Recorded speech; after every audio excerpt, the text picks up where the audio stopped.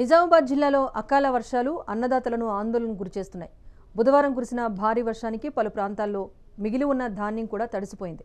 లారీలు, కూలీల కొరత కారణంగా ధాన్యపు కొనుగోలులో జాప్యం జరుగుతోంది. ఇప్పటికే 95% ధాన్యపు కొనుగోలు పూర్తయినా ఇంకా 30 నుంచి 50 వేల మెట్రిక్ టన్నుల వరకు కొనుగోలు చేయాల్సి ఉన్నట్టుగా అధికారులు అంచనా వేస్తున్నారు. తొందరగా కొనుగోళ్లు పూర్తి చేయాలని అటు రైతులు డిమాండ్ చేస్తున్నారు.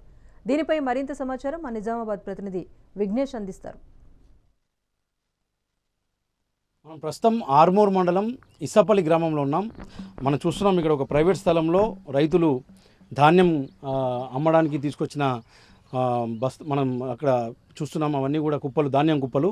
దాదాపు నెల రోజులు అయిందని చెప్తున్నారు రైతులు. ఇక్కడ ఏదైతే ఇసపల్లి గ్రామంలో సబ్స్టేషన్ వద్ద ఒక దగ్గర, అలాగే వెంకటేశ్వర గుడి వద్ద కొనుగోలు కేంద్రం ఉంది. అక్కడ దాంతోపాటు ఇట్లా ప్రైవేట్ స్థలాల్లో కూడా కొనుగోలు కేంద్రాలతో పాటు ప్రైవేట్ స్థలాల్లో కూడా ఈ రైతులు ధాన్యం కుప్పలు పెట్టుకున్నారు. దాదాపు నెల రోజుల నుంచి కొంత కొనుగోళ్లు ఆలస్యం కావడం వల్ల రకరకాల సమస్యలతో ఇక్కడ అకాల వర్షాల వల్ల ఇబ్బందులు అయితే ఎదురవుతున్నాయి. మనం చూస్తున్నాం పెద్ద ఎత్తున ఇక్కడ ధాన్యం అంతా తడిసిపోయింది. రైతులు ఉన్నారు, వారితో మాట్లాడదాం. సార్ చెప్పండి, ఎట్లా ఉంది? ఇప్పుడు వర్షం కురిసింది, ధాన్యం అంతా తడిసిపోయిందా? తడిసిపోయింది. బగ్గవాడి నానిపోయినాయి, అన్నీ నానిపోయినాయి. ఇవి మేము కోసి 25 రోజులు అవుతున్నది. ఇది వరకు అవి మళ్ళీ నింపి 4 రోజులే అట్లా ఉంటుంది.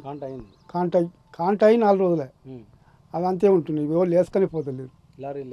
లారీలు అత్తలేమంటారు. లారీలు ఉన్నా కానీ అవి వేరే వేసుకపోతున్నారు. ఇవి అయితే అట్లా ఉంటుంది. నానిపోయి రాత్రి ఆనబడి 4 రోజులకు ఇయ్యాల. కాంట అయినాక కూడా మీ బాధ్యత? కాంట అయినా సుఖం మా బాధ్యతని. ఓకే. ఎట్లా తడిసిపోయినా మొలకలు వస్తాయి? ఎట్లా మరి ఇప్పుడు కొంటారా? ఇక అవన్నీ ఇక ఎండబెట్టాలి. ఇక మాట ఎండబెట్టాలి మళ్ళీ. మొత్తం బాగా తడిసినాయి. వర్షం బాగా పడ్డది. దాని కిందికి వెళ్ళి నీళ్ళు పోయినా కదా. ఇక ఎట్లా ఉంది పరిస్థితి? ఎట్లా ఉంది ఇప్పుడు? ఇంకా కొంత మిగిలిపోయింది ధాన్యం చాలా చోట్ల కూడా. ఎట్లా ఉంది? అదే ఘోరమైన పరిస్థితి ఇది.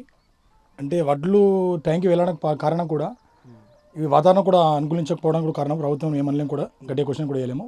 వర్షాలు ఉన్నందుకు అట్లీస్ట్ లారీలు వచ్చినప్పుడు అమలు వాళ్ళు కూడా టీంలు తక్కువ ఉన్నాయి. అమలు వాళ్ళది కూడా అమలు వాళ్ళు టీంలు పెంచాలి తొందరగా. మళ్ళీ ఇప్పుడు వడ్లు ఏంటంటే వడ్లు తొందరగా వెళ్ళడానికి కారణం అంటే డిలే అవ్వడం కారణము అమలు వాళ్ళు కూడా ఎక్కువ లేవు, టీంలు లేవు. అమలు వాళ్ళని పెంచాలి కొద్దిగా, వాళ్ళకు కూడా ప్రభుత్వం కొద్దిగా కేటాయించాలి. దాంతోపాటు వడ్లకి ఇప్పుడు పరిస్థితి ఏంటంటే ఇప్పుడు నానిపోయినాయి. ఎవరు తీసుకెళ్ళారు. ఇప్పుడు రైస్ మిల్కి వెళ్తే మళ్ళీ కటింగ్ ఉంటుంది. రైస్ మిల్కి వెళ్తే నడిచిపోయిన కడతా కటింగ్ ఉంటుంది. 4 కేజెస్ కట్ చేస్తున్నారు. అది కొద్దిగా పరిస్థితి కూడా కొద్దిగా ప్రాబ్లంగా ఉంది. ప్రభుత్వం కోరేంటంటే వడ్లని తొందరగా తీసుకెళ్ళాలి. నానిన వడ్లను కూడా తీసుకెళ్లాల్సిందే, తప్పదు. ఇప్పుడు రైతు చేసిన ఏం ప్రాబ్లం లేదు, రైతు చేసిన మిస్టేక్ కాదు కదా. ఇక ప్రభుత్వం కూడా కొద్దిగా ఆలోచించి ఈ తడిసిన ధాన్యాన్ని కూడా తీసుకెళ్ళాలని కోరుకుంటున్నాం. అంతే కోరుకుంటుంది. లారీలు వస్తున్నాయి, లారీలు ఏం ప్రాబ్లం లేదు. అమలు వాళ్ళు కూడా టీం తక్కువ ఉంది. అమలు వాళ్ళు 2-3 టీంలే ఉన్నాయి. అది కూడా కొద్దిగా ప్రాబ్లమే. ఈ వడ్లని నానిపోయినాయి ఉన్నాయి కొద్దిగా. అవి నానినా కూడా తీసుకెళ్ళాలని కోరుకుంటున్నాం అంతే. రైతులకు ప్రాబ్లం కాకుండా తడిసిన ధాన్యాన్ని కూడా కొనాల్సిందే.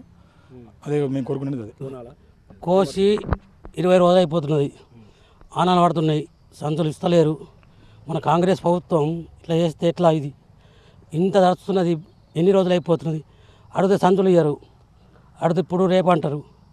ఇవి లారీలు ఏమో జల్ది ఎత్తలేవు, అక్కడ రైస్ మిల్లు పోతలేమంటున్నారు. మరి ఇది ఎట్లా ఎత్తారు మీరు? వర్షం బాగా పడ్డాయి, తడిసినాయి. ఇప్పుడు అట్లా ఎట్లా? మేము నష్టపోతున్నాం. ఇప్పుడు ట్రాక్టర్ కిరాయి ఖర్చులు, విత్తనాల ఖర్చులు అవన్నీ మాకు నిండాయి. ఇవి ఎట్లా?